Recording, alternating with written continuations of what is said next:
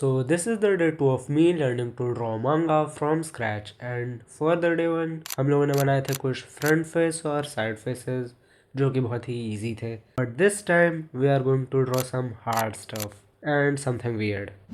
So go grab a pencil and paper and draw with me.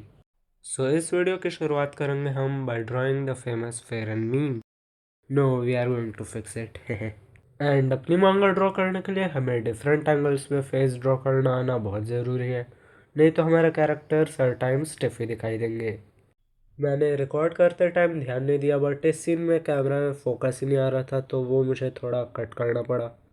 And I am also not that good at drawing but let me tell you one thing. No matter how bad you are at drawing, if you are willing to give it your all, that's all it takes. You don't really need to be talented or anything, you just have to repeat and repeat until it gets in your muscle memory. That's what I learned from the writer of One Punch Man. You know, when I started drawing, I never thought of how am I gonna make it because I never doubted myself. Most people give up because they think they are never going to make it. Because people nowadays don't trust themselves. I know कि एक मांगाका बनना आसान नहीं है but अगर आसान होता तो मांगाका बनने का कोई मतलब ही नहीं होता. That's why I started this series ताकि मैं सीखना और सिखाना दोनों एक साथ कर सकूं. Now we are going to draw this one because it's more harder than fern. अगर तुम लोगों ने इससे पहले भी ट्यूटोरियल्स देखे होंगे तो तुम्हें पता होगा कि हर किसी के गाइडलाइंस बनाने का तरीका अलग होता है. कोई राउंड शेप्स यूज़ करता है तो कोई boxes and some people just go free hand. ये पर्सन टू पर्सन वेरी करता है कि तुम्हें कौन सा तरीका पसंद है बट फ्री हैंड ड्रॉ करने के लिए तुम्हारी जो मसल मेमोरी है वो बहुत ही ज़्यादा अच्छी होनी चाहिए. That's why to improve my skills जब भी टाइम मिले मैं पेन उठा कर ड्रॉ करने लग जाता हूँ.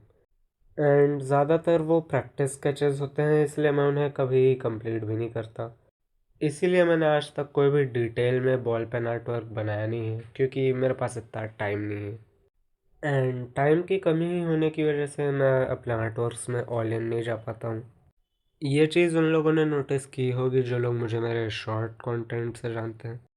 अभी के लिए तो मेरे एग्ज़ाम्स चालू हो गए हैं बट एग्ज़ाम्स के बाद मैं फिर ओरिजिनल आर्ट वर्क्स भी बनाऊँगा and we will see our progress in this journey. And इस सीरीज़ में जो भी मैं सीखूँगा वो सब मैं मेरे आर्ट वर्क्स पे इम्प्लीमेंट भी करते जाऊँगा ताकि टाइम के साथ मेरे वीडियोस की क्वांटिटी और क्वालिटी दोनों बढ़े. अब जो मैं ड्रॉ कर रहा हूँ वो है सिर्फ जॉ लाइन क्योंकि कुछ और दिख भी नहीं रहा.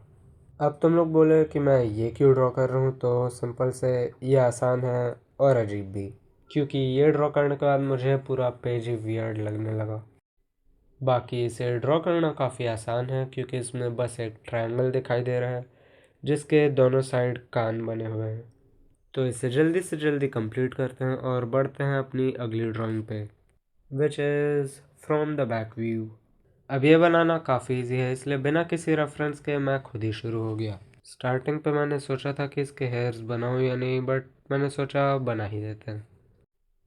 इसलिए मैंने तुरंत इसके दोनों कान बनाए एंड देन लग गया बालों को बनाने.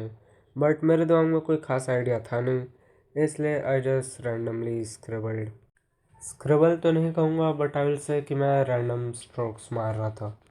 एंड कमेंट्स में बता दो कि डे 3 में मुझे क्या प्रैक्टिस करना चाहिए. मैं तो सोच रहा हूँ कि एक्सप्रेशंस ड्रॉ करते हैं क्योंकि फेसेस के बाद जो ड्राइंग में बहुत ज़रूरी डेप्थ ऐड करता है वो है हमारे एक्सप्रेशंस. एग्ज़ाम्स की वजह से डे 3 की वीडियो कब आएगी पता नहीं बट जब भी आएगी देख लेना. सो या this is it for day 2. अब मिलेंगे डे 3 में, तब तक के लिए बाय.